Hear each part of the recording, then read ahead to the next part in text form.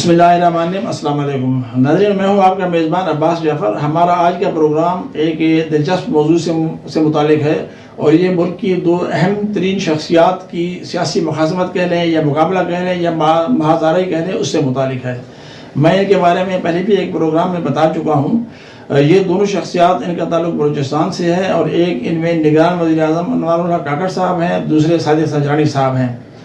یہ دونوں شخصیات اگرچہ شروع میں اکٹھی تھیں اور بلوچستان عوامی پارٹی کے یہ بانی اراکین میں سے تھے، اور اسی کے پلیٹ فارم سے سینٹ کے رکن منتخب ہوئے، لیکن ان میں مخاصمت کا پہلا مرحلہ اس وقت آیا جب چیئرمین سینٹ کے انتخاب کا موقع آیا، اور یہ پتہ چلا کہ بلوچستان سے کوئی کسی شخصیت کو چیئرمین سینٹ بنایا جائے گا، اور ان میں ان دونوں کے نام سامنے آئے، لیکن اس میں صادق سنجرانی صاحب آصف زرداری صاحب کی مدد سے سبقت لے گئے۔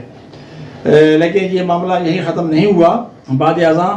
جب نگران وزیر اعظم بننے کا موقع آیا تو اس وقت بھی صادق سنجرانی صاحب نے یہ کوشش کی کہ وہ نگران وزیر اعظم بنے، لیکن یہ بازی انوار الحق کاکڑ صاحب جیت گئے۔ تاہم انہوں نے بھی اس مخاصمت کو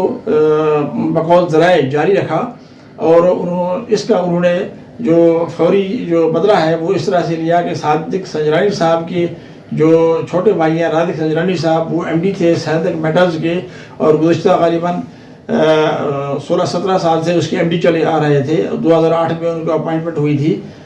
اور یہ بھی آپ کو یہاں بتاؤں کہ وہ یہ جو اپائنٹمنٹ تھی یہ آغاز حقوق بلوچستان کے سلسلے میں تھی، اور غالباً یہ سب سے بڑا حق تھا جو بلوچستان کو دیا گیا تھا پیپلز پارٹی کے دور میں، اگرچہ اس میں صادق سنجرانی صاحب کا بھی کافی کردار تھا کیونکہ وہ اس وقت ایک اہم عہدے پر فائز تھے۔ تاہم اب انہیں نوکری سے اچانک فارغ کر دیا گیا، اور ساتھ میں جہاں ان کی رہائش جہاں تھی F6 میں گورنمنٹ کے ایک سرکاری بڑے مکان میں، اس کو بھی خالی کرنے کا حکم دیا گیا۔ تاہم یہ معاملات ہائی کورٹ میں چیلنج ہو چکے ہیں، اب ان پر زیادہ بات نہیں کی جا سکتی۔ البتہ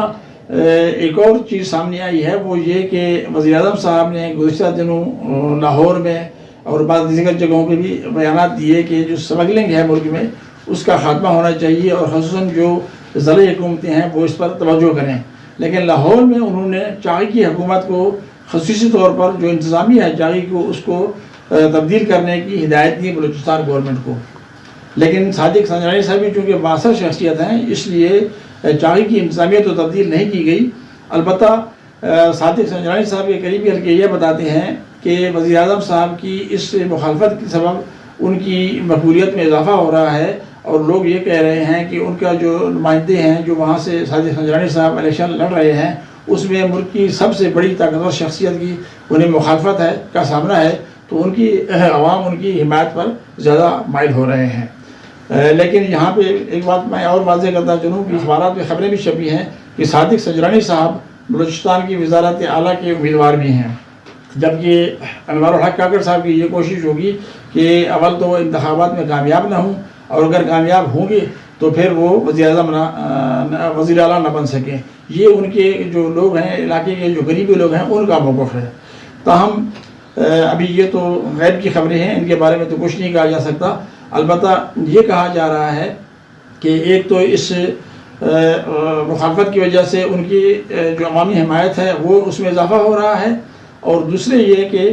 جو آئندہ وزارت اعلیٰ ہے اس کے لیے بھی سخت سیاسی مقابلے کی توقعات ہیں۔ پروگرام کا مقصد یہ ہے کہ ہمارے بلوچستان کے جو لوگ ہیں، ایک تو ہم حقوق کا روتے رہتے ہیں کہ ہمیں حقوق نہیں ملتے، لیکن اس وقت اللہ کی مہربانی سے اور اسٹیبلشمنٹ کی مہربانی سے بلوچستان کی دو شخصیات ملک کی اعلیٰ ترین عہدوں پر فائز ہیں، لیکن ہم یہ دیکھ رہے ہیں کہ کوئی ایسی چیز سامنے نظر نہیں آ رہی جو ان شخصیات کے